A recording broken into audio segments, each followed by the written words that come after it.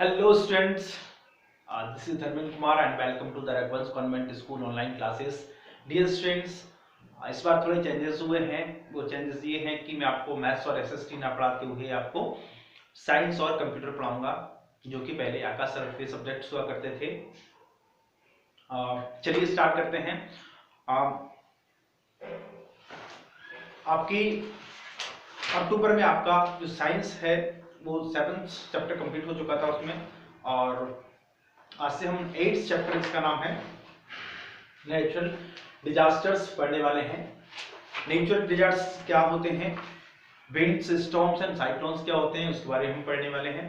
ठीक है, तो इस चैप्टर में हम क्या क्या पढ़ने वाले हैं।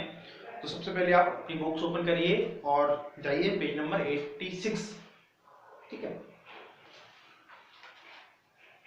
उसमें हम पढ़ने वाले हैं इंट्रोडक्शंस, क्या different types of natural disasters क्या क्या होते हैं, air is around us, constituents and characteristics of air, इसके बारे में पढ़ने वाले हैं। मतलब क्या है कि एयर कैसे बनी होती है, किस किस से बनी होती है, उसमें क्या क्या होता है, और वो उसके कैरेक्टरिस्टिक्स क्या होते हैं, मतलब कि उसकी विशेषताएं क्या होती हैं। ठीक है, 8.3 रेन, मतलब बारिश क्या होती है, cases of rain, causes of rain मतलब बारिश क्यों होती है, उसके कारण क्या होते हैं। 8.4 है स्टॉर्म्स, स्टॉर्म्स क्या होते हैं, उनके कारण क्या क्या होते हैं। हेरिकेन क्या होता है, साइक्लोन क्या होता है, और टर्नाडोज क्या होते हैं। ठीक है, और उनके कारण क्या होते हैं। एंड 8.4 लास्ट, 8.5 लास्ट में हम पढ़ने वाले हैं फ्लड्स, मतलब बारिश की वजह से जो बाढ़ आती है वो क्या होती है, और उसके हम प्रिकॉशंस भी पढ़ने वाले हैं साथ साथ में, मतलब बचाव भी पढ़ने वाले हैं। ठीक है, प्रिकॉशंस मतलब होते हैं बचाव। तो 8.1 क्या है अपना इंट्रोडक्शन। चलिए स्टार्ट करते हैं। Man has made ट्रेमेंडस progress in the field of achieving comfortable lifestyle by numerous discoveries in and inventions. मतलब कि मनुष्य कौन, हम और आप और हमारे जैसे जो लोग हैं, हम लोगों ने बहुत ज्यादा आविष्कार किए हैं, बहुत ज्यादा खोज की हैं, जिससे हमारा जो जीवन है वो बहुत ज्यादा कंफर्टेबल हो गया है। कंफर्टेबल मतलब आरामदायक हो गया है।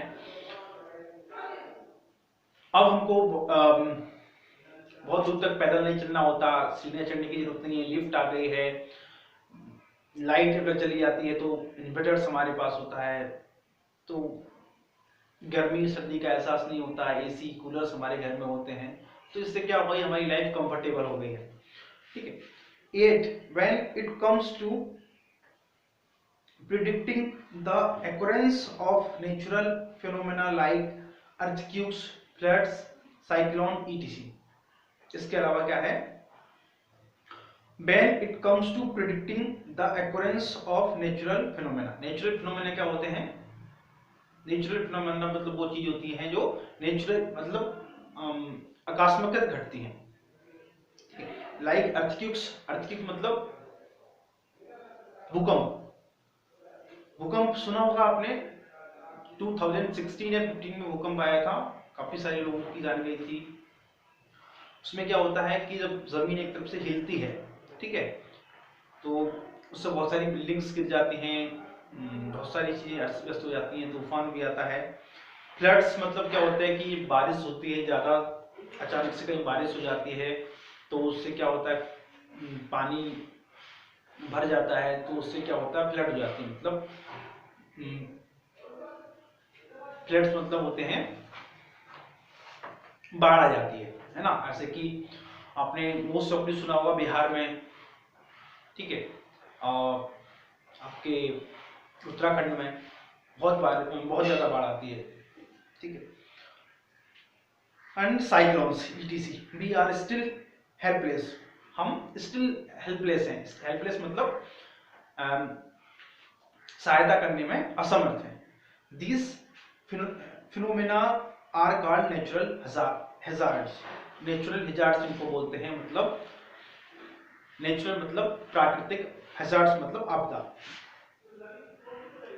These hazards can cause great loss of lives and property, ये जो हजार्ड्स हैं वो उससे क्या बहुत सारे नुकसान होते हैं लाइफ और प्रॉपर्टीज, मतलब जीवन का भी होता है, बहुत सारे लोग उससे मारे जाते हैं, बहुत सारे पशु मारे जाते हैं, बहुत सारे जानवर मारे जाते हैं, ठीक है। और प्रॉपर्टी मतलब संपदा का भी उसमें नुकसान होता है।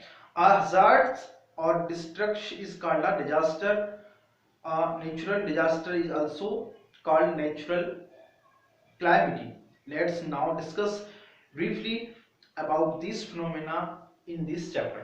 इसमें हम क्या पढ़ने वाले हैं, इन सब चीजों के बारे में डिस्कस में पढ़ने वाले हैं, डिस्कस ब्रीफली पढ़ने वाले हैं, डिस्कस करने वाले हैं। एयर इज अराउंड अस, जो हमारे आसपास जो हवा होती है उसके बारे में पढ़ने वाले हैं। Air is around us, air is colourless, air is colourless मतलब हवा क्या होती है, कलरलेस होती है। ऑडरलेस मतलब गंधलेस होती है, और टेस्टलेस मतलब उसका कोई टेस्ट भी नहीं होता है और उसकी कोई स्मेल भी नहीं होती है।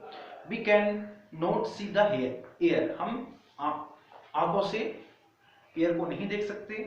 However we can feel the presence of air, but हम जो एयर की जो प्रेजेंस है उसको फील कर सकते हैं, महसूस कर सकते हैं। When the air blows, blows मतलब हवा का बहना, we can feel it on our body, हम उसको फील कर सकते हैं अपनी बॉडी से। On the leaves of the trees and so on, और कैसे हम फील कर सकते हैं, और हम पेड़ की पत्तियों को देखकर ही महसूस कर सकते, देख सकते हैं, उससे अनुमान लगा सकते हैं कि हवा बह रही है, चल रही है।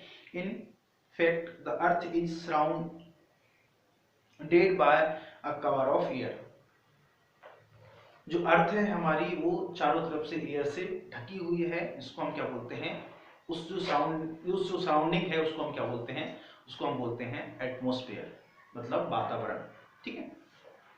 वातावरण में क्या होता है, हमारी एयर होती है और भी बहुत सारी गैसेस होती हैं, ठीक है, वो हमारे जीवन को पॉसिबल करते हैं।